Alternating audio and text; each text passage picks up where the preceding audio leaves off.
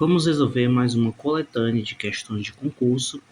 Dessa vez, o concurso escolhido foi o concurso da Prefeitura de Paramote, no Ceará. A banca foi a banca CEPRED, e este vídeo eu vou trazer as questões de nível médio, ok? Então vamos começar aqui pela questão número 18, que diz o seguinte: em um triângulo retângulo com catetos 9 centímetros e 12 centímetros, determine a hipotenusa. Então temos aqui um problema de teorema de Pitágoras, né, em que o meu triângulo retângulo ele contém as seguintes medidas, né? A medida do cateto 9 e o cateto 12. Então ele quer saber qual que é a medida da hipotenusa, ok? Então, toda vez que a gente vai resolver questões do triângulo retângulo, a gente tem que aplicar o teorema de Pitágoras. No caso aqui, eu vou fazer a aplicação do teorema de Pitágoras, que é o seguinte: todos nós sabemos que o teorema de Pitágoras é a hipotenusa ao quadrado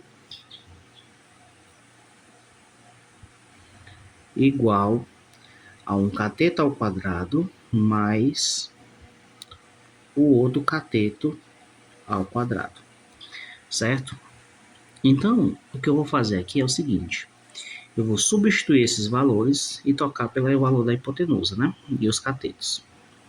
Então, eu tenho que a hipotenusa ao quadrado, eu não sei quem é, eu preciso descobrir, é igual cateto ao quadrado, vamos pegar aqui o 9 ao quadrado, mais o outro cateto que é 12 ao quadrado. Ok? Então, feito isso, vamos continuar. Então, vamos lá. Aqui, a minha hipotenusa ao quadrado é igual 9 ao quadrado é 81, mais 12 ao quadrado é 144. Ok? Então, a hipotenusa ao quadrado é igual 81 mais 144 vai dar 225. Logo, eu vou concluir que a hipotenusa é igual a mais ou menos raiz quadrada de 225. Logo, a hipotenusa é igual a mais ou menos a raiz quadrada de 225 é 15. Como a gente está tratando de medidas, ou seja, a medida da hipotenusa, né, o valor de uma distância de um ponto ao outro não pode ser negativo. Logo, eu posso concluir que a hipotenusa é igual a 15 positivo. Então, aqui está a minha resposta final e, consequentemente, aqui o gabarito é a letra B. Ok? Agora nós vamos para a questão 19, que é resolver uma equação do segundo grau. X² menos 9x mais 18 igual a 0. Aí você tem várias formas de resolver. Tem a forma mais conhecida, que é a forma resolutiva da equação do segundo grau, que muitas pessoas chamam de forma de Bhaskara, só que não é forma de Bhaskara, né? O nome mesmo nunca foi esse, tá? Diga-se de passagem que só no Brasil é conhecido como forma de Bhaskara, ok? Em lugar nenhum no mundo é conhecido por esse nome. Então, preferimos usar fórmula quadrática, né? Para ficar mais viável por ser uma equação do segundo grau. Só que nesse caso aqui, eu vou usar a fórmula quadrática, mas também tem a soma em produto, que também é bem prática, ok? Então vamos lá. Qual que é a minha equação? X² menos 9x mais 18. Então a primeira coisa que eu tenho que calcular na fórmula resolutiva é o delta, que é b ao quadrado, a fórmula, né? Menos 4 vezes a vezes c. Lembrando que o a ele é o coeficiente de x², ou seja, 1, né? O b é o coeficiente de x, ou seja, menos 9. E o c é o termo independente, 18. Ok? Então, substituindo esses valores, vamos ter o seguinte: delta é igual b ao quadrado. B ao quadrado, o b é menos 9, então é menos 9 elevado ao quadrado, menos 4 vezes o A, que é 1, e vezes o C, 18. Então, o delta é igual, menos 9 ao quadrado é 81, menos 4 vezes 1, 4, 4 vezes 18, 72. Então, logo o delta é igual a 81 menos 72, 9. Agora que eu descobri o delta, eu vou para a fórmula lá para achar os valores de x, né, as raízes, que é menos b mais ou menos a raiz de delta sobre 2 vezes a. Então, se o b é menos 9, então fica menos 9, mais ou menos a raiz de delta, que o delta é 9, dividido por 2 vezes 1. Então, isso aqui, ó, menos com menos mais ou menos raiz de 9, 3, sobre 2. Então, o x1 vai ser, eu vou trabalhar com o sinal de mais, 9 mais 3, 12, dividido por 2, 6. E o x2 é igual, trabalhando com o sinal de menos, 9 menos 3, 6, dividido por 2, 3. Então, aqui está minhas duas raízes, 6 e 3. Então, voltando lá para a questão, qual que é a alternativa correta, né? Nesse caso, é a letra A, 3 e 6. Beleza, gente? Se quisermos saber por soma e produto, também dá certo, ó, veja só. A minha equação é x² menos 9x mais 18 igual a 0. Por soma e produto, isso ficaria assim. A soma é dada por menos b sobre a e o produto é dado por c sobre a. Se o b é menos 9, com esse menos aqui vai ficar mais 9. E o a é 1. Então, 9 dividido por 1 é 9. E o produto, c sobre a, 18 dividido por 1 é 18.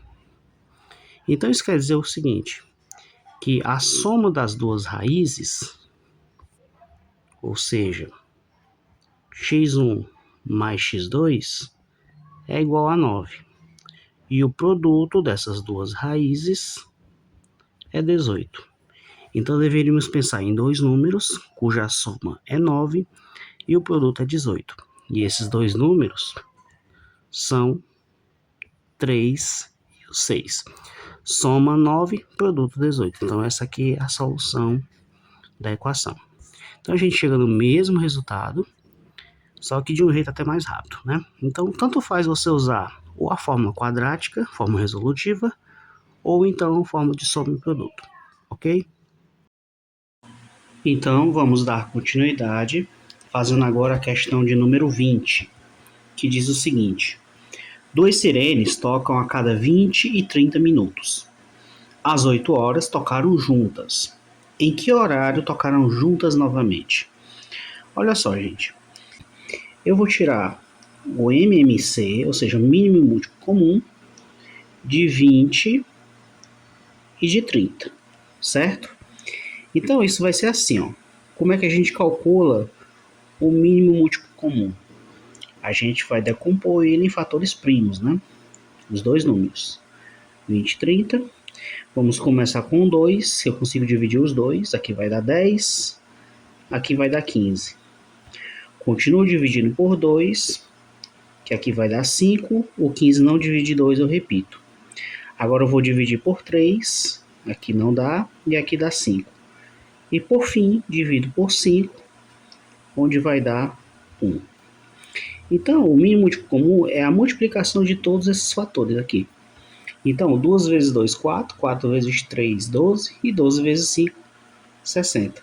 Então, o mínimo múltiplo comum desses dois números é 60. Agora, o que significa isso? Significa o seguinte, que 60 minutos, né? Em 60 minutos, o relógio, as sirenes irão tocar novamente, ou seja, 1 hora, né? 60 minutos é o mesmo que 1 hora. O que isso quer dizer? Isso quer dizer que a sirene tocou 8 horas, então o próximo horário onde ela vai tocar novamente juntas é 8 mais 1, que é 9, ou seja, 9 horas da manhã, certo? Então vamos marcar aqui 9 horas, é a nossa resposta correta, ok? Então de que forma a gente pode explicar isso? Por exemplo, a sirene, elas tocaram juntas às 8 horas, certo? Às 8 horas. A que toca a cada 20 minutos vai tocar às 8h20, enquanto a outra vai tocar às 8h30. Daí, a que tocou 8h20 vai tocar 8h40. E a outra vai tocar 9 horas, exatamente no horário que é de 8h40, mais 20 minutos também vai tocar 9 horas, certo? Então, o horário que coincide novamente em que elas tocaram juntas é o horário de 9 horas. Então, gente, vamos dar continuidade nas resoluções da questão desse concurso e vamos agora para a questão 21. A questão 21 é uma questão muito simples. Ela apenas diz para a gente converter a expressão em metros. E aí eu tenho a seguinte expressão: 1,2 quilômetros mais 300 metros menos 4 decâmetros, né? E aí a gente precisa saber sobre essa tabelinha de conversão de medidas que eu coloquei aqui do lado, justamente para facilitar as nossas contas, tá? Antes de tudo, muitas pessoas cometem o erro de somar, por exemplo, 1,2 quilômetros com 300 metros. Isso não pode ser feito. Assim como também eu não posso somar horas com minutos. Eu preciso sempre estar na mesma medida, certo? Então, como eu quero aqui tudo em metros, né? Já que a expressão quer que eu converta tudo em metros, eu vou pegar 1,2 quilômetros, por exemplo, e converter ele em metros. Eu vou fazer a conversão para metros. E como é que isso é feito? Olha só, gente. É bem tranquilo. Se eu estou aqui em quilômetros, para metros eu vou multiplicar por 10 uma, duas, três vezes, até chegar em metros.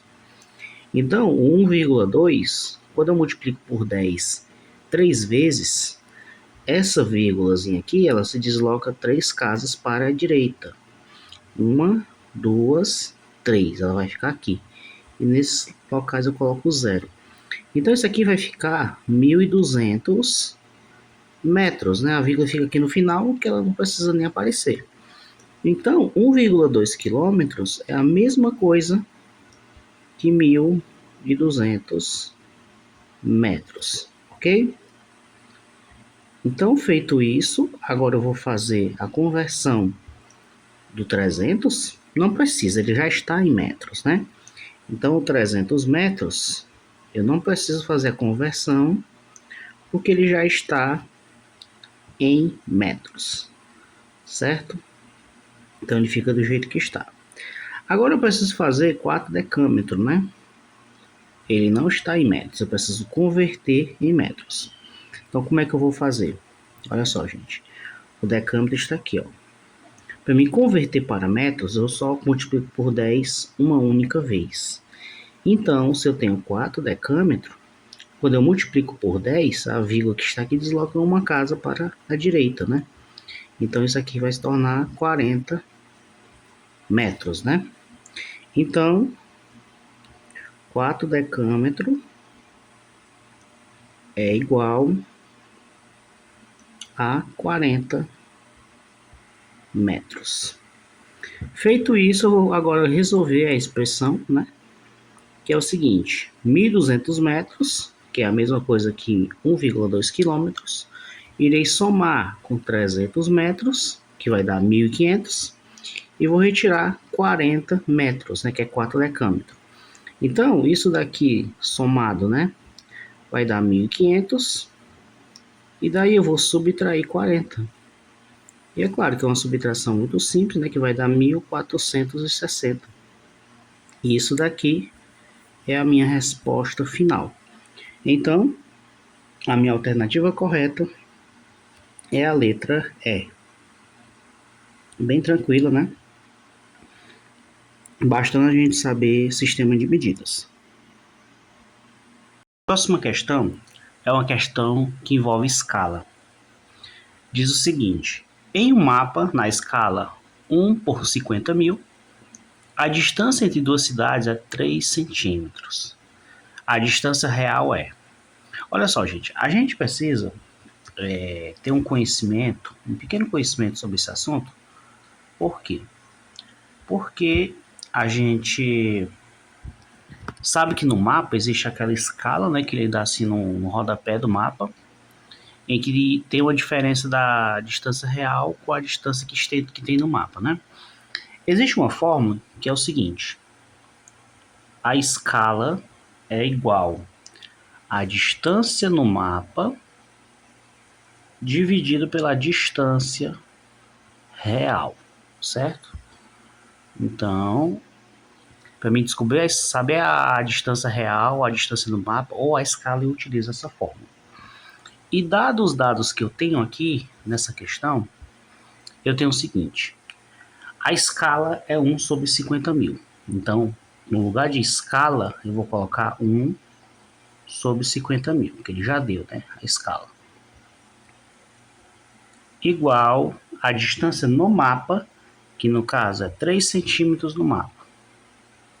E aí eu vou descobrir a distância real. Temos aqui uma proporção onde eu multiplico em forma de cruz e eu vou obter a distância real do mapa. Então isso aqui é assim: distância real vezes 1 é a distância real, igual a 50 mil vezes 3, que é 150 mil. 150 mil o quê? 150 mil centímetros, gente. Então, essa medida aqui é em centímetros, certo? Então, eu preciso converter isso em quilômetros, né? Já que as alternativas aqui estão em quilômetros. Então, como é que eu faço? Bom, usando aquele mesmo princípio da tabelinha, centímetro para quilômetro, né? Eu vou até fazer aqui rapidinho. Eu tenho aqui o quilômetro, o hectômetro, o decâmetro, o metro, o decímetro, o centímetro e o milímetro, né? Essa é a tabela. Então, para me converter de centímetro para quilômetro, eu vou voltar da direita para a esquerda, né? Que no caso é dividindo por 10, uma vez, duas vezes, 3 vezes, 4 vezes, 5 vezes. Ou seja, a vírgula que está aqui no 150 mil, ela vai deslocar para a esquerda 5 vezes. Vamos ver até onde ela vai ficar. 1, 2, 3, 4, 5. Ficou entre 1 e o 5. Isso quer dizer que em quilômetros essa medida é 1,5 quilômetros, certo? Então, logicamente, essa é a minha resposta. Alternativa D. Ok? Bem tranquilo, né? A nossa próxima questão é uma questão envolvendo porcentagem, precisamente o desconto. Diz assim: um produto de R$ 240 recebeu um desconto de 15%. Qual é o novo preço? Gente, é muito fácil isso. Se antes ela custava R$ 240 e sofreu um desconto de 15%, a gente já pode interpretar o seguinte: o valor R$ 240 é o equivalente ao total do produto, que é 100%. Correto? Então, se ele sofreu um desconto de 15%, eu vou retirar aqui 15% e irá sobrar 85%. Certo? Então, o que eu vou fazer? Eu vou pegar o meu R$ 240 e vou fazer a multiplicação por 85%, que é a mesma coisa que 0,85. Então essa multiplicação é o seguinte: faz a multiplicação normal, né? 5 vezes 0 é 0. 5 vezes 4 é 20. O 0 sobe 2. 5 vezes 2, 10. Mais aquele 2, 12. E aí, continuando. 8 vezes 0 é 0. 8 vezes 4, 32. Vai 3. 8 vezes 2, 16. Com 3, 19. Então, somando tudo isso aqui, vai ter o seguinte. 4, 0 e 204. Aí, duas casas após a vírgula. Fica aqui R$ 204 é o valor com o desconto, ok? Então, uma questão muito fácil que a gente resolve bem rapidinho. Então, a alternativa aqui é a letra A. Beleza, gente? Nossa próxima questão envolve regra de 3, precisamente a regra de 3 composta. Então, vamos lá. 6 máquinas trabalhando 5 horas por dia, por 8 dias, produzem 2.400 peças. Quantas máquinas trabalhando 6 horas por dia por 10 dias produzem 360 peças? Olha só, vamos aqui organizar as grandezas, né? Eu tenho a grandeza máquina, eu tenho a grandeza horas por dia, eu tenho a grandeza dias e eu tenho a grandeza peças, certo? Então vamos lá, 6 máquinas, ou seja, 6 máquinas trabalhando 5 horas por dia, por 8 dias, produzem 2.400 peças. 2.400 peças. E aí ele quer saber quantas máquinas trabalhando 6 horas por dia, durante 10 dias, produzem 3.600 peças. Então ele quer saber quantas máquinas, né, nesse caso. Então, montada essa regra de 3, a gente precisa analisar se as grandezas em relação à variável x são inversamente ou diretamente proporcionais. E como já expliquei em vídeos anteriores, a gente analisa 1 a 1 com a variável x, certo? Então vamos analisar, primeiramente, máquinas com horas por dia, ok? Então vamos lá.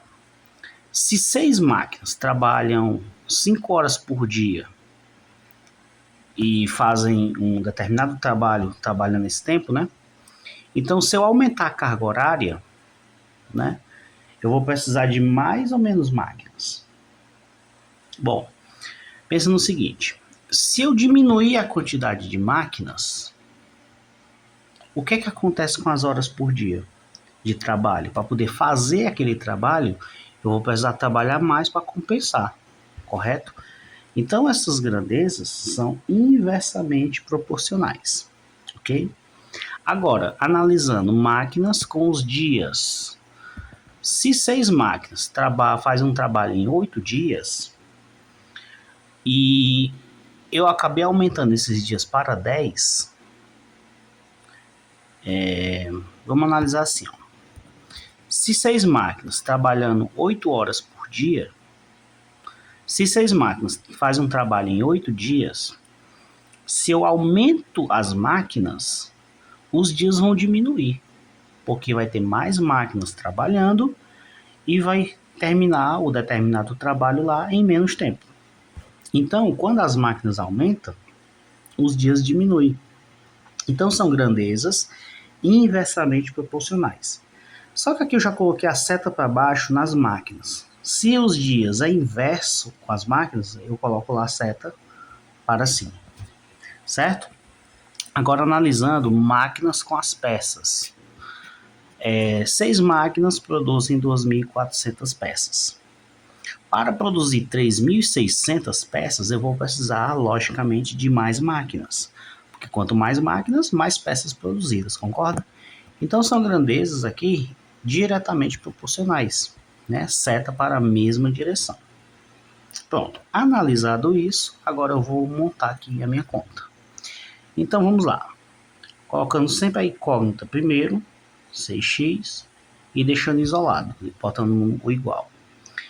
Quem está apontando para a mesma direção das máquinas, apontando para baixo, é as peças. Então, vou manter elas do jeito que está.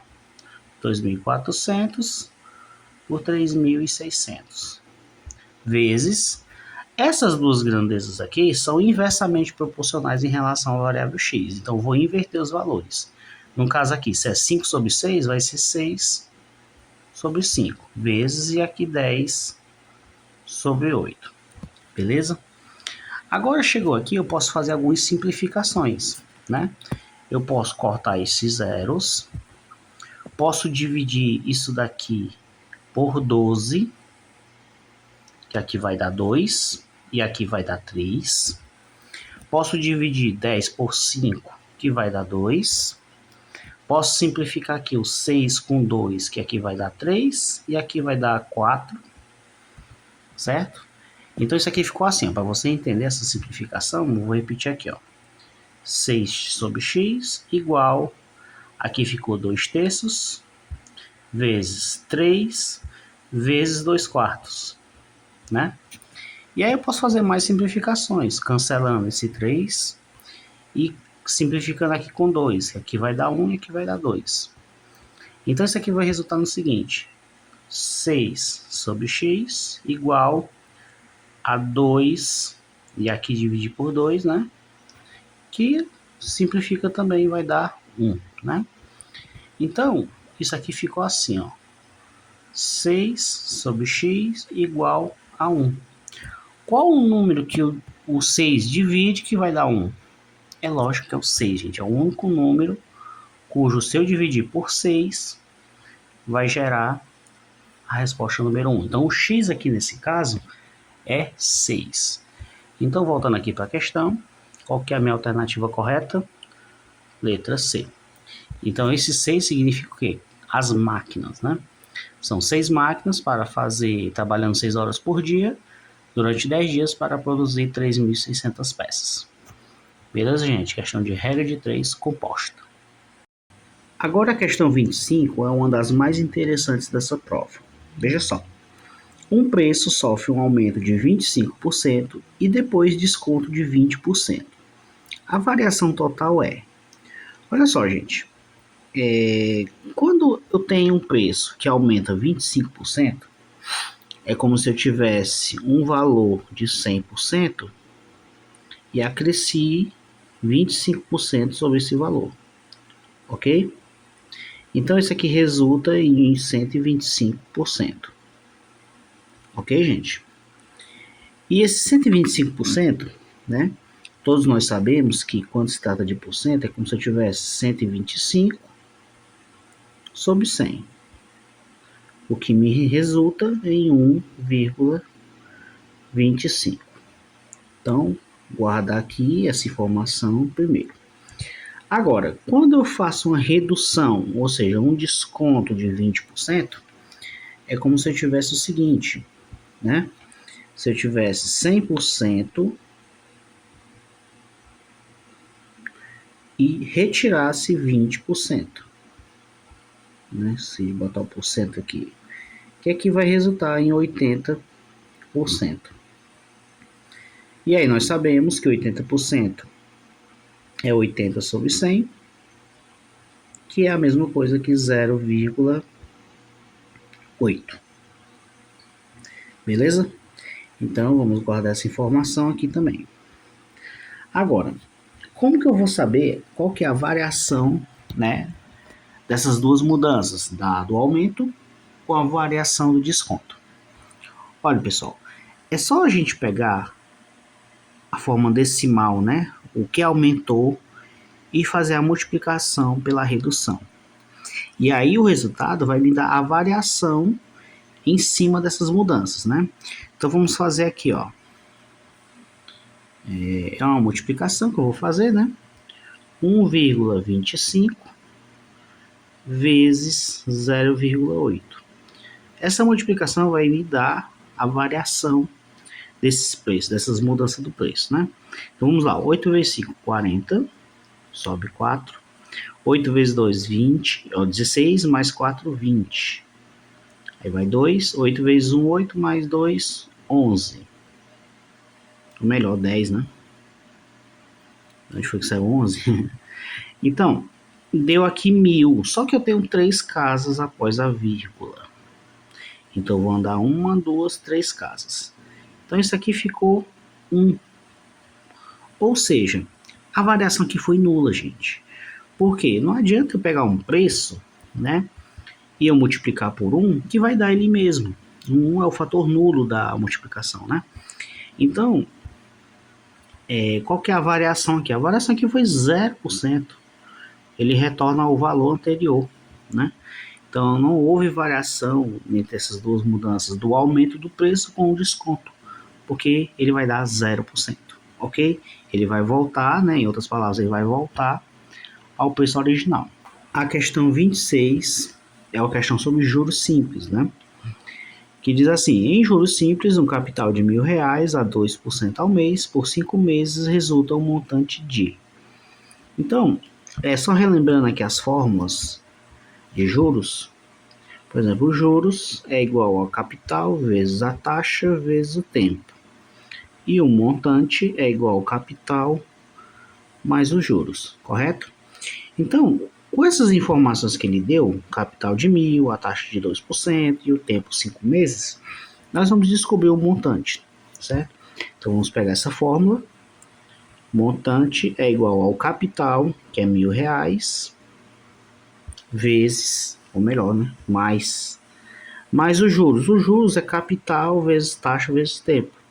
Então, é o capital, que é 1.000 também, vezes a taxa, que é 2%, que é a mesma coisa de 2 sobre 100, e o tempo, que é 5 meses, né? E a taxa está ao mês, então não preciso fazer muita coisa aqui, a não ser só substituir. Então, isso aqui vai resultar no seguinte. Olha só. Montante é igual a R$ 1.000. Aqui eu vou simplificar 2 zeros. Ok? Aí fica mais 10 vezes 2 é 20. E 20 vezes 5 é 100. Então, o montante, no meu caso, é 1.000 mais 100, 1.100. E está feita a conta. O montante, depois dessa aplicação, é de R$ 1.100. Logo, a minha alternativa, letra B. Ok? Agora, a última questão dessa prova, que diz o seguinte. Em um universo U com 100 elementos, A igual a 60, B igual a 50 e A interseção B igual a 20, determine o complementar de A união B, né? A união B é elevada ao complementar. Então, a gente vai fazer aqui o seguinte. Como eu vou usar o princípio da exclusão, né? Eu vou precisar daquela fórmula que é a seguinte. Olha só. A união B, que eu vou calcular A união B, né? É igual a A mais B menos a interseção A interseção B. Isso aqui é a fórmula do princípio da exclusão, certo? Onde, substituindo aqui os valores, o A vale 60, o B vale 50 e a interseção vale 20. Fazendo essa conta, eu vou obter 60 mais 50, 110, menos 20, 90. Então, 90 é a união B, ok? Agora, quando eu for falar do complementar, no caso aqui, deixa eu mudar aqui a cor, vou fazer de vermelho. A união B elevado ao complementar, né? Isso daqui, deixa eu fazer direito, né? Isso daqui é a mesma coisa de eu pegar o total, que é o universo, e retirar a união. Ou seja, se o universo é 100, a união, que eu acabei de calcular aqui, foi 90. Ou seja, isso aqui resulta em 10. Então, gente, a questão aqui, ela termina em 10. É a alternativa correta. Ok? Então, finalizamos aqui essa coletânea de questões do concurso de Paramoti, no Ceará, da banca CETRED. Espero que tenha gostado dessa coletânea de questões. E se teve algum passo aqui que você não entendeu, em alguma resolução, você pode estar deixando aqui um comentário que eu vou ter o maior prazer em respondê-los, tá bom? Então, um grande abraço e até a próxima.